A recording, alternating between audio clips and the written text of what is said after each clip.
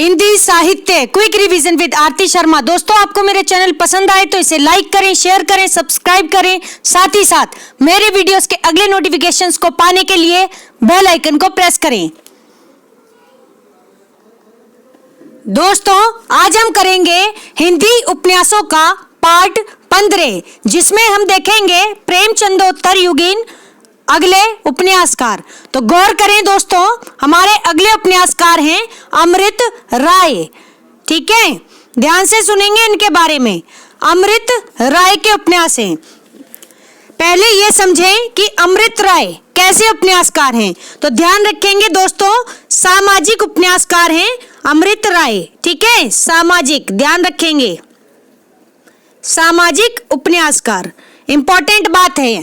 ठीक, इनका उपन्यास है दोस्तों पहला बीज। बीज उपन्यास कब आया? 1952 ईस्वी में आया हुआ उपन्यास है बीज, जिसमें अमृत राय जी ने भारतीय कम्युनिस्ट पार्टी की विचारधारा एवं आम आदमी के जीवन संघर्ष का चित्रण किया है। ठीक है, एक बार फिर से सुने। अपने उपन्यास बीज में अमृत राय जी ने भारतीय कम्युनिस्ट पार्टी की विचारधारा एवं आम आदमी के जीवन संघर्ष का चित्रण किया है। ठीक, इनका अगला उपन्यास है नागफनी का देश। नागफनी का देश कब आया? 1953 ईस्वी में आया हुआ उपन्यास है नागफनी का देश, जिसमें अमृत राय जी ने प्रेम और दाम्पत्य की टकराहट का चित्रण किया है। ठीक है, प्रेम और दाम्पत्य जीवन की टकराहट का चित्रण किया है अपने उपन्यास नागफनी का देश में। किसने? अमृत राय जी ने। कब आया उपन्यास? 1953 ईस्वी में। ठीक, इनका अगला उपन्यास है हाथी के दांत। कौन सा? हाथी के दांत। कब आया उपन्यास? 1956 ईस्वी में। हाथी के दांत 1956 ईस्वी, जिसमें अमृत राय जी ने समाज के दुहरे चित्रण, एक बार फिर से सुने, जिसमें अमृत राय जी ने समाज के दुहरे चित्रण के यथार्थ का चित्रण किया है।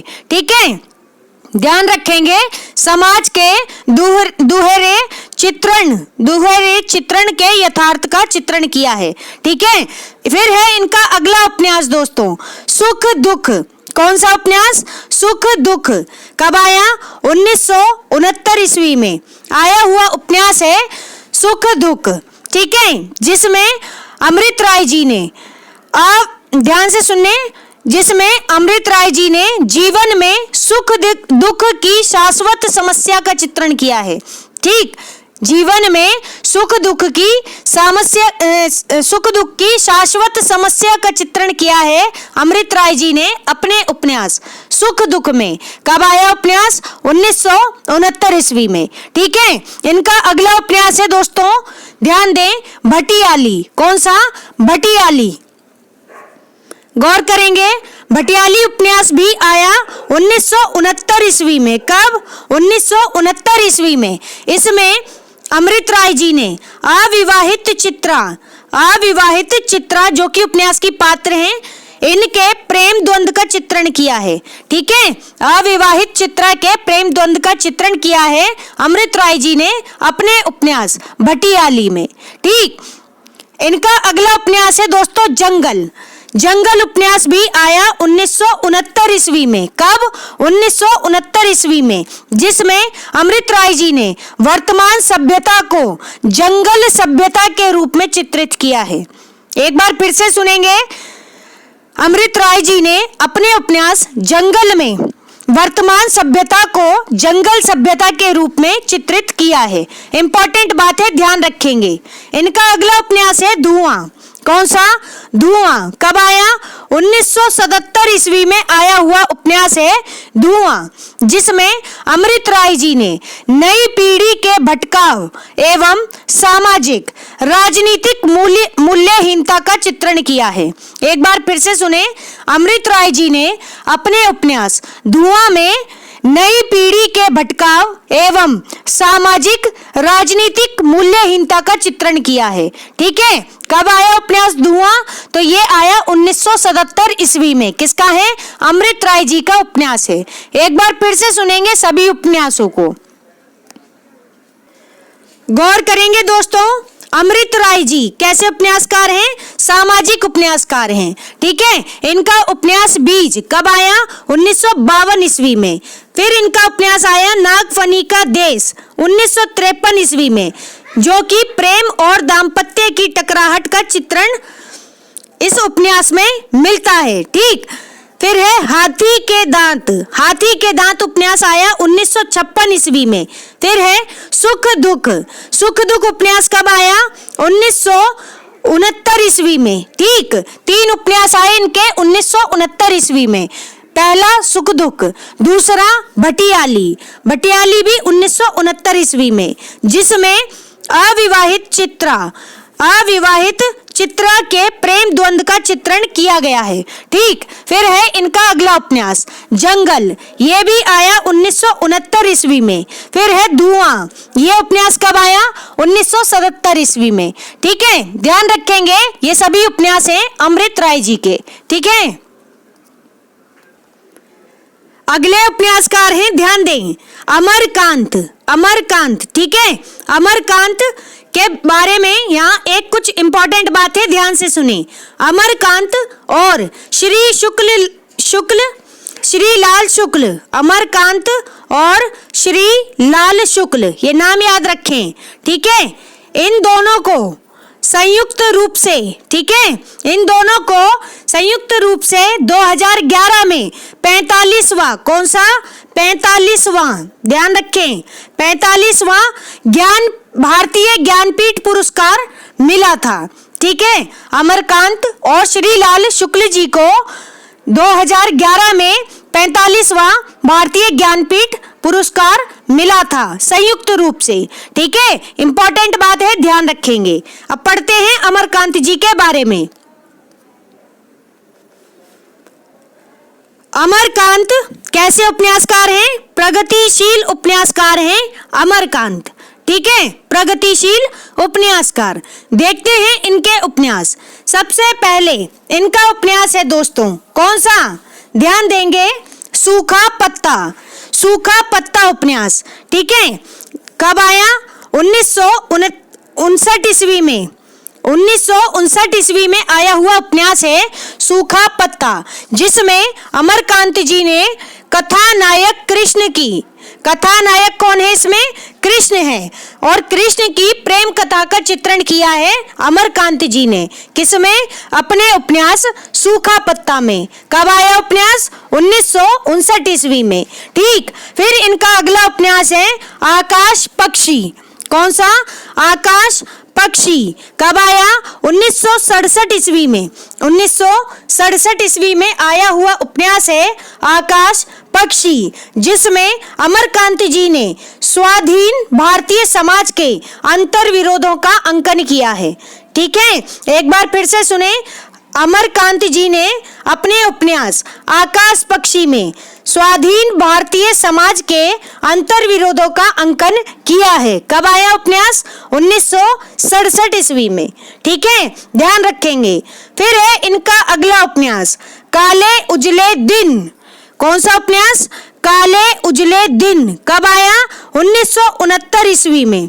1969 ईस्वी में आया हुआ उपन्यास है, जिसमें अमरकांत जी ने विमाता के व्यवहार से एक व्यक्ति के विघटित चरित्र का अंकन किया है। ठीक है, फिर से सुने। अमरकांत जी ने अपने उपन्यास काले उजले दिन में विमाता के व्यवहार से एक व्यक्ति के विघटित चरित्र का अंकन किया है। ठीक है, कब आया काले उजले दिन उपन्यास? तो दोस्तों 1969 ईस्वी में। ठीक है, ध्यान रखेंगे। इनका अगला उपन्यास है दोस्तों ग्राम सेविका। कौन सा? ग्राम सेविका। कब आया उपन्यास? 1981 में आया हुआ उपन्यास है ग्राम सेविका। ठीक, फिर है इनका अगला उपन्यास बीच की दीवार। बीच की दीवार उपन्यास सेम ईयर आया। कब? 1981 ईस्वी में। 1981 ईस्वी में आया हुआ उपन्यास है बीच की दीवार, जिसमें अमरकांत जी ने एक स्त्री की अनेक पुरुषों के प्रति आकर्षण की कथा कही है। ठीक है, एक स्त्री की अनेक पुरुषों के प्रति आकर्षण की कथा कही है अपने उपन्यास बीच की दीवार में। किसका उपन्यास है बीच की दीवार? तो दोस्तों अमरकांत जी का उपन्यास है। कब आया? 1981 में। ठीक, फिर है इनका अगला उपन्यास, ध्यान से सुनेंगे। सुखजीवी सुंदर पांडे की पतोहू। ठीक है, ये पूरा एक ही उपन्यास का नाम है। ये 1982, यहाँ पर थोड़ा एरर है। ठीक है, ये 1982 यहाँ पर आएगा पतोहू के बाद में। ठीक, तो ये पूरा एक ही नाम है, कोमा नहीं है यहाँ पर। ठीक है, ध्यान रखेंगे, कोमा नहीं है, पूरा नाम है दोस्तों। एक बार फिर से सुने, सुखजीवी सुन्नर पांडे की पतोहू। सुखजीवी सुन्नर पांडे की पतोहू। कब आया उपन्यास? 1982 ईस्वी में आया हुआ उपन्यास है। कौन सा उपन्यास? अमरकांत जी का उपन्यास सुखजीवी सुन्नर पांडे की पतोहू। ठीक है, ध्यान रखेंगे। फिर है इनका अगला उपन्यास, इन्हीं हथियारों से। कब आया उपन्यास? तो दोस्तों 2003 में आया हुआ उपन्यास है इन्हीं हथियारों से, जिसमें अमरकांत जी ने भारत छोड़ो आंदोलन से लेकर स्वतंत्रता प्राप्ति तक के सामाजिक राजनीतिक यथार्थ का चित्रण किया है। ठीक, एक बार फिर से सुने, अमरकांत जी ने अपने उपन्यास इन्हीं हथियारों से, इसमें भारत छोड़ो आंदोलन से लेकर स्वतंत्रता प्राप्ति तक के सामाजिक राजनीतिक यथार्थ का चित्रण किया है। ठीक है, ध्यान रखेंगे। एक बार फिर से सुने सभी उपन्यासों को, गौर करेंगे दोस्तों। अमरकांत जी के कैसे उपन्यासकार हैं? प्रगतिशील उपन्यासकार हैं। इनका उपन्यास सूखा पत्ता 1959 ईस्वी में आया हुआ उपन्यास है। 1959 ईस्वी में। ठीक है, 1959, ध्यान रखें। फिर है इनका अगला उपन्यास आकाश पक्षी, 1967 ईस्वी में आया हुआ उपन्यास है। फिर है इनका अगला उपन्यास काले उजले दिन, 1969 ईस्वी में। फिर है ग्राम सेविका, 1981 ईस्वी में। फिर है बीच की दीवार, 1981 ईस्वी में। फिर है सुखजीवी सुन्नर पांडे की पतोहू। सुखजीवी सुन्नर पांडे की पतोहू कब आया उपन्यास? तो 1982 ईस्वी में आया हुआ उपन्यास है। फिर है इनका एक उपन्यास इन्हीं हथियारों से, इंपॉर्टेंट है, 2003 में आया हुआ अमरकांत जी का उपन्यास है। ठीक, तो सभी उपन्यासों को ध्यान रखेंगे दोस्तों। यहाँ एक नोट दिया गया है, गौर से सुनेंगे। अमरकांत और श्रीलाल शुक्ल जी, ध्यान से सुने, अमरकांत और श्रीलाल शुक्ल जी को सन 2011 ईस्वी में 45वां भारतीय ज्ञानपीठ पुरस्कार, यहाँ पर स्पेलिंग एरर है दोस्तों, भारतीय ज्ञानपीठ पुरस्कार संयुक्त रूप में प्राप्त हुआ था। ठीक है, संयुक्त रूप में प्राप्त हुआ था। ठीक, ध्यान रखेंगे, भारतीय ज्ञानपीठ पुरस्कार किसको? अमरकांत और श्रीलाल शुक्ल जी को। कब? सन 2011 में। कौन सा? 45वां। ठीक है, ध्यान रखेंगे। अगले उपन्यासकार हैं, गौर करेंगे दोस्तों, भीष्म साहनी। बहुत ही इंपॉर्टेंट है भीष्म साहनी जी। ठीक है, तो ध्यान देंगे। भीष्म साहनी जी, इनके उपन्यास कौन कौन से हैं देखते हैं। इनका उपन्यास झरोखा, कौन सा? झरोखा उपन्यास। ठीक है, कब आया झरोखा? तो 1967 ईस्वी में। झरोखे नहीं, झरोखा। ठीक है, 1967 ईस्वी में आया उपन्यास है, जिसमें भीष्म साहनी जी ने आर्य समाजी मध्य वर्गीय परिवार का अंकन किया है। ठीक है, एक बार फिर से सुने, आर्य समाजी मध्य वर्गीय परिवार का अंकन किया है किसमें? भीष्म साहनी जी ने अपने उपन्यास झरोखे में। ठीक, फिर है इनका अगला उपन्यास कड़ियां। कौन सा उपन्यास? कड़ियां। कब आया? 1970 ईस्वी में आया हुआ उपन्यास है कड़ियां, जिसमें भीष्म साहनी जी ने दाम्पत्य जीवन की कटुता और स्त्री की असहाय स्थिति का अंकन किया है। एक बार फिर से सुने, भीष्म साहनी जी ने अपने उपन्यास कड़ियां में दाम्पत्य जीवन की कटुता और स्त्री की असहाय स्थिति का अंकन किया है। फिर है इनका अगला उपन्यास तमस। बहुत ही इंपॉर्टेंट उपन्यास है तमस। कब आया? 1973 ईस्वी में आया हुआ उपन्यास है तमस, जिसमें भीष्म साहनी जी ने भारत विभाजन की सांप्रदायिक विभीषिका का महाकाव्यात्मक अंकन किया है। कैसा अंकन? महाकाव्यात्मक अंकन किया है।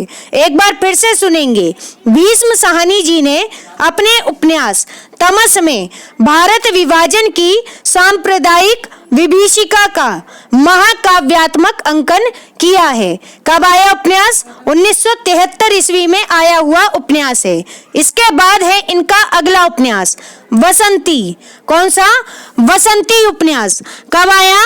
1980 में आया हुआ उपन्यास है बसंती, जिसमें भीष्म साहनी जी ने दिल्ली महानगर की झुग्गी झोपड़ी वाली गंदी बस्तियों का अंकन किया है। ठीक है, एक बार फिर से सुने, भीष्म साहनी जी ने अपने उपन्यास बसंती में दिल्ली महानगर की झुग्गी झोपड़ी वाली गंदी बस्तियों का अंकन किया है। गंदी बस्तियों का अंकन। ठीक है, कब आया बसंती उपन्यास? तो दोस्तों 1980 में आया हुआ उपन्यास है, 1980। फिर है इनका अगला उपन्यास मैया दास की माड़ी। कौन सा उपन्यास? मैया दास की माड़ी। कब आया उपन्यास? 1988 ईस्वी में आया हुआ उपन्यास है मैया दास की माड़ी, जिसमें भीष्म साहनी जी ने सन 1840 से 1920 तक पंजाब के राजनीतिक सामाजिक यथार्थ का अंकन किया है।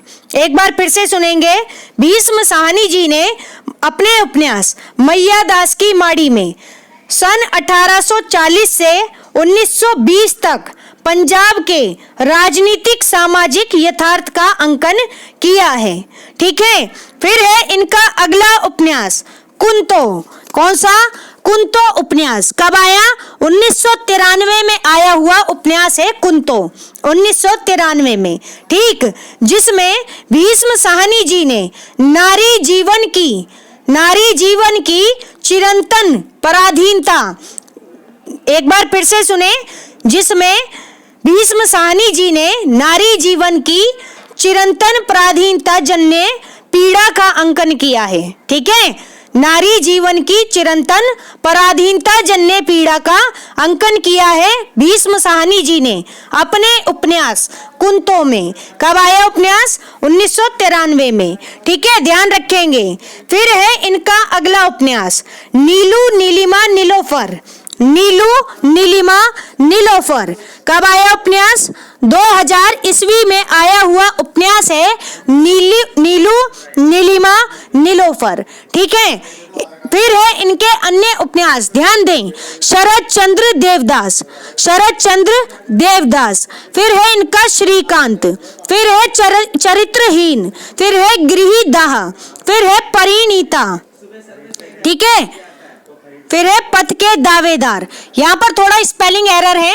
ठीक है, यहाँ पर कुछ उपन्यास शामिल हो गए हैं।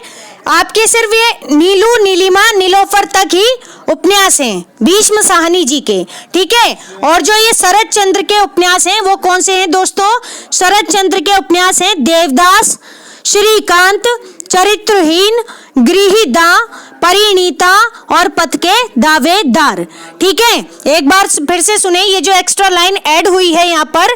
ठीक है, तो ये ध्यान से सुने, ये अलग से हैं। ठीक, उपन्यासकार कौन है? शरद चंद्र। इनके उपन्यास हैं देवदास, श्रीकांत, चरित्रहीन, गृहदाह, परिणीता, पथ के दावेदार। ठीक है, शरद चंद्र के उपन्यास हैं। एक बार फिर से सुनेंगे भीष्म साहनी जी के उपन्यासों को। गौर करेंगे दोस्तों भीष्म साहनी जी के उपन्यासों पर। इनका उपन्यास झरोखा 1967 ईस्वी में आया हुआ उपन्यास है। फिर है इनका अगला उपन्यास कड़ियां 1970 ईस्वी में। फिर है तमस 1973 ईस्वी में। फिर है वसंती 1980 ईस्वी में। फिर है मैया दास की माड़ी 1988 ईस्वी में। फिर है कुंतो उपन्यास कब आया? 1993 ईस्वी में आया हुआ उपन्यास है कुंतो। फिर है इनका उपन्यास नीलिमा नीलोफर कब आया उपन्यास? 2000 में आया हुआ उपन्यास है। तो ये सभी उपन्यास हैं किसके? ये सभी उपन्यास हैं दोस्तों किसके? भीष्म साहनी जी के उपन्यास। ठीक है, अब हम देखेंगे शरद चंद्र के उपन्यास। शरद चंद्र के उपन्यास हैं दोस्तों देवदास, श्रीकांत, चरित्रहीन, गृहदाह, परिणीता, पथ के दावेदार। ठीक है, तो ध्यान रखेंगे दोस्तों भीष्म साहनी और शरद चंद्र जी के उपन्यासों को।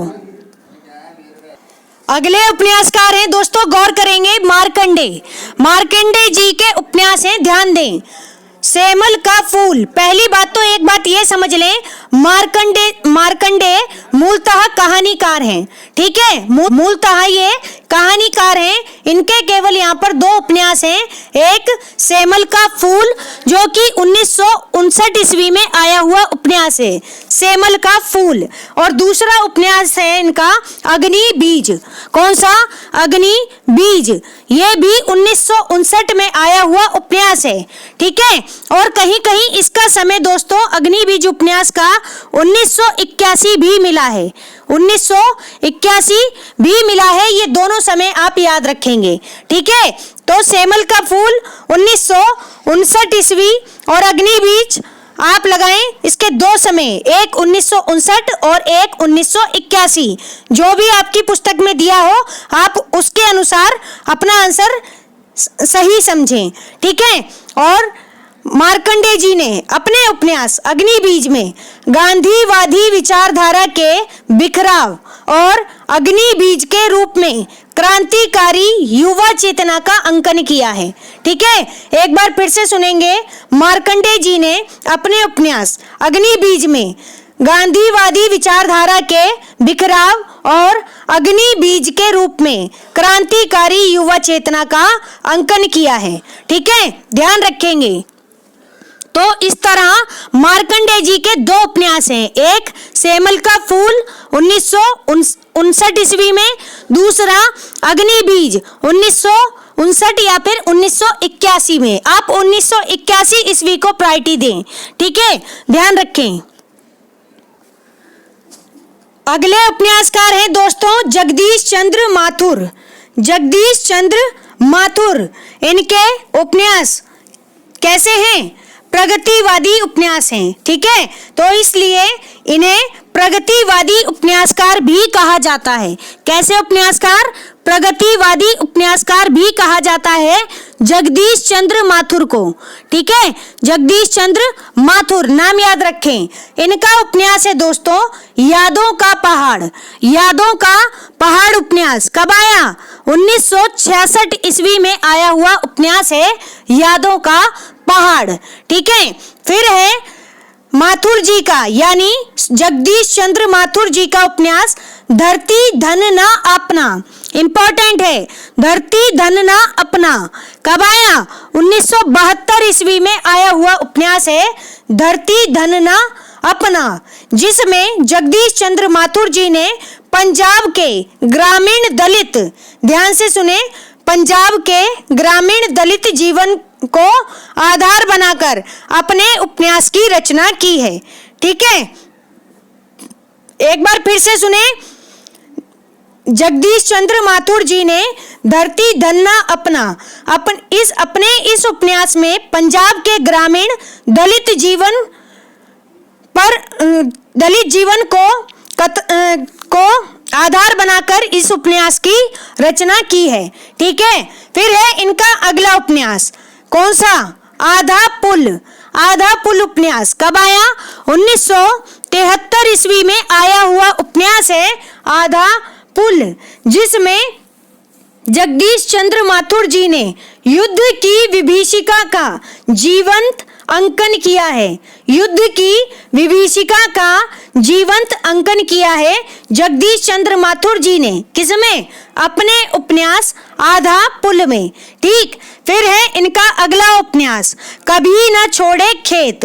ठीक है, कभी न छोड़े खेत। ठीक, कब आया? 1976 ईस्वी में आया हुआ उपन्यास है जगदीश चंद्र माथुर जी का उपन्यास कभी न छोड़े खेत, जिसमें जगदीश चंद्र माथुर जी ने सामंती जाटों की कहानी का चित्रण किया है। किसका चित्रण? सामंती जाटों की कहानी का चित्रण किया है अपने उपन्यास कभी न छोड़े खेत में। किसका उपन्यास है? जगदीश चंद्र माथुर जी का। एक बार आप फिर से सुनेंगे जगदीश चंद्र माथुर जी के उपन्यासों को, गौर करेंगे दोस्तों। जगदीश चंद्र माथुर कैसे उपन्यासकार हैं? प्रगतिवादी उपन्यासकार हैं। इनके उपन्यास हैं, ध्यान दें, यादों का पहाड़। यादों का पहाड़ 1966 ईस्वी में आया हुआ उपन्यास है। फिर है धरती धन ना अपना 1972 ईस्वी में। फिर है आधा पुल 1973 ईस्वी में। फिर है कभी न छोड़े खेत 1976 ईस्वी में। तो ये सभी उपन्यास हैं किसके? जगदीश चंद्र माथुर जी के। देखते हैं इनके अन्य उपन्यास, गौर करेंगे दोस्तों। जगदीश चंद्र माथुर जी का अगला उपन्यास है क्या? मुट्ठी भर कांकर। मुट्ठी भर कांकर कब आया? 1976 ईस्वी में आया हुआ उपन्यास है मुट्ठी भर कांकर, जिसमें जगदीश चंद्र माथुर जी ने पंजाबी शरणार्थियों के दुख और संघर्ष की कहानी का चित्रण किया है। ठीक है, एक बार फिर से सुने, जगदीश चंद्र माथुर जी ने अपने उपन्यास मुट्ठी भर कांकर, इसमें पंजाबी शरणार्थियों के दुख और संघर्ष की कहानी का चित्रण किया है। ठीक, इसके बाद इनका अगला उपन्यास है टुंडा लाट। टुंडा लाट कब आया उपन्यास? 1978 ईस्वी में आया हुआ उपन्यास है टुंडा लाट, जिसमें जगदीश चंद्र माथुर जी ने अस्थाई कमीशन प्राप्त सैनिक सुशील की प्रेम कथा का चित्रण किया है। ठीक है, तो सुशील क्या है? उपन्यास का पात्र है। ठीक, तो एक बार फिर से सुने, जगदीश चंद्र माथुर जी ने अपने उपन्यास टुंडा लाट में अस्थाई कमीशन प्राप्त सैनिक सुनील की प्रेम कथा का वर्णन किया है। ठीक है, फिर है इनका अगला उपन्यास, कौन सा? घास गोदाम। घास गोदाम उपन्यास कब आया? 1985 में आया हुआ उपन्यास है घास गोदाम, जिसमें जगदीश चंद्र माथुर जी ने दिल्ली के आसपास के किसानों की बर्बादी की कहानी का चित्रण किया है। एक बार फिर से सुने, जगदीश चंद्र माथुर जी ने अपने उपन्यास घास गोदाम में दिल्ली के आसपास के किसानों की बर्बादी की कहानी का चित्रण किया है। और कब आया उपन्यास? 1985 ईस्वी में। ठीक है, फिर है इनका अगला उपन्यास नरक कुंड में वास। कौन सा? नरक कुंड में वास कब आया? 1994 ईस्वी में आया हुआ उपन्यास है नरक कुंड में वास। ठीक है, जो कि धरती धन ना अपना, जगदीश चंद्र माथुर जी का उपन्यास है धरती धन ना अपना, जो कि 1972 में आया हुआ उपन्यास है। इसी उपन्यास का विस्तारित रूप है, क्या है? नरक कुंड में वास। ठीक है, ध्यान दें, धरती धन्ना अपना उपन्यास का ही विस्तार किया गया है किसमें? नरक कुंड में वास। नरक कुंड में वास उपन्यास में। ठीक है, कब आया? 1994 ईस्वी में आया हुआ उपन्यास है। फिर है इनका अगला उपन्यास लाट की वापसी। लाट की वापसी कब आया? 2000 ईस्वी में आया हुआ उपन्यास है लाट की वापसी, जिसमें जगदीश चंद्र माथुर जी ने टुंडा लाट उपन्यास का ही विस्तार किया है। तो इनका उपन्यास टुंडा लाट, जो कि 1978 में आया हुआ उपन्यास है, उसी उपन्यास का विस्तार किया है इन्होंने। किसने? जगदीश चंद्र माथुर जी ने अपने उपन्यास लाट की वापसी में। कब आया लाट की वापसी? 2000 में आया हुआ उपन्यास है लाट की वापसी। फिर है इनका अगला उपन्यास जमीन तो अपनी थी। जमीन तो अपनी थी। कब आया उपन्यास? 2001 में आया हुआ उपन्यास है जमीन तो अपनी थी, जिसमें जगदीश चंद्र माथुर जी ने दलित जीवन से संबंध कथा का चित्रण किया है। एक बार फिर से सुने, दलित जीवन से संबद्ध कथा का चित्रण किया है जगदीश चंद्र माथुर जी ने अपने उपन्यास जमीन तो अपनी थी में। ठीक है, 2001 में आया हुआ उपन्यास है जमीन तो अपनी थी। एक बार फिर से सुनेंगे सभी उपन्यासों को, गौर करेंगे दोस्तों। जगदीश चंद्र माथुर जी के उपन्यास हैं मुट्ठी भर कांकर 1976 ईस्वी, टुंडा लाट 1978 ईस्वी, फिर है घास गोदाम 1985 ईस्वी, फिर है नरक कुंड में वास 1994 ईस्वी, फिर है लाट की वापसी 2000 ईस्वी, फिर है जमीन तो अपनी थी 2001 ईस्वी। ठीक है, ये सभी उपन्यास किसके हैं? जगदीश चंद्र माथुर जी के उपन्यास हैं, ध्यान रखेंगे।